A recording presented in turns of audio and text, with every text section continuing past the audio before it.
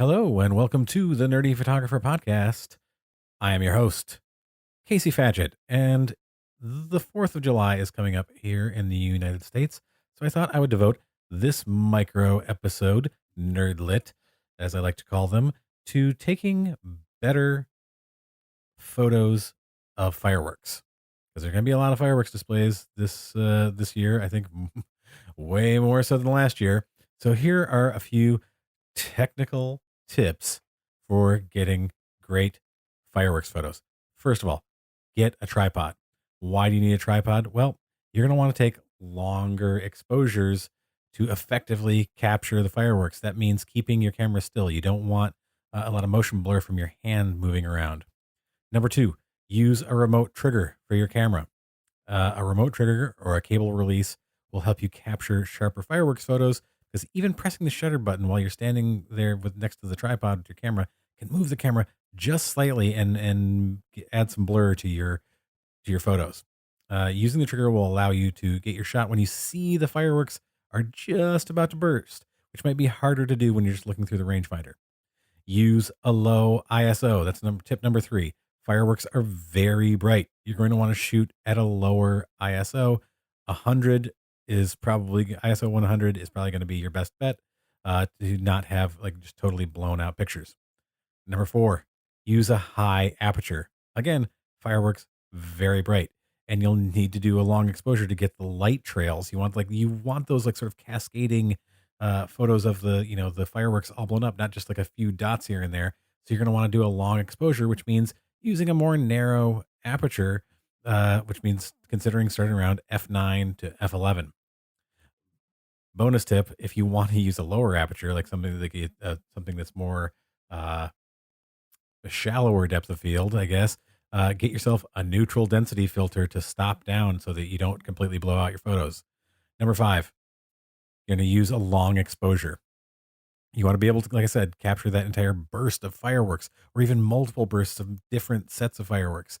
That can take a long time. So consider using the bulb mode or going with a very long shutter speed, at least several seconds. Number 6, manual focus. Turn off your autofocus and focus your lens out to infinity, because you're going to be pretty far away from the fireworks. The fireworks are going to be far away. So you don't have to worry about getting the bursts in focus if you've set your manual focus to, infinity, as far as you can go. And your autofocus is going to go all over the place if you try to use this during, a fireworks display. You'll miss everything. Trust me. When I first tried to do fireworks, take pictures of fireworks like this, and I left the autofocus on, it was just all over the place.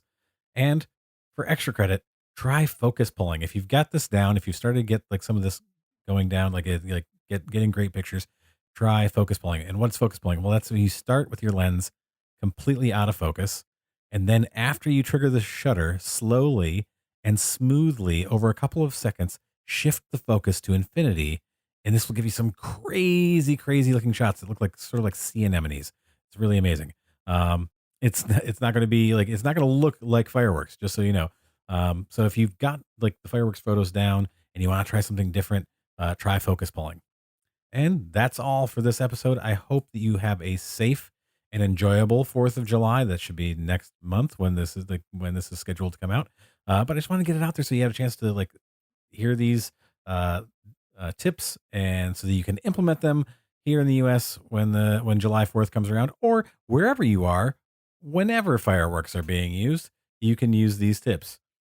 So I hope you enjoyed this episode. If you did, please subscribe, tell your friends, share with your photographer friends, and leave a review. It really helps a lot. And you can follow us on Instagram at The Nerdy Photo. That's at The Nerdy Photo.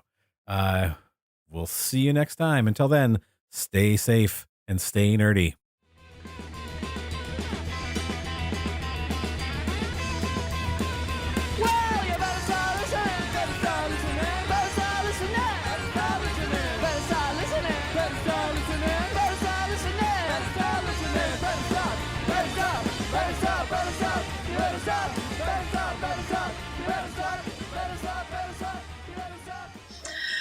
Yar!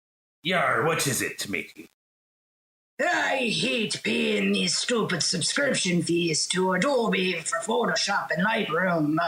Ye be wanting software that ye can be downloading and owning Yar! that allows ye to manage your library of photos like Lightroom, yet also enhance ye photos like Photoshop. Yar! What have I told ye? That such software exists, and it's cheaper than paying for a subscription to Photoshop and Lightroom for just 1 year. I'd say you be crazy. Well, I not be crazy. Ye should check out Luminar. Luminar? Yes, Luminar.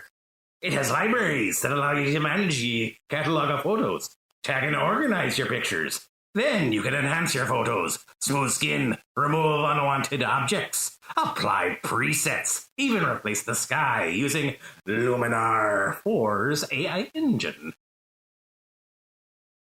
Whoa! Yes, it be impressive. Yet, ye can even use it as a standalone program or as a plugin for Photoshop or Lightroom to take your photo editing to the next level.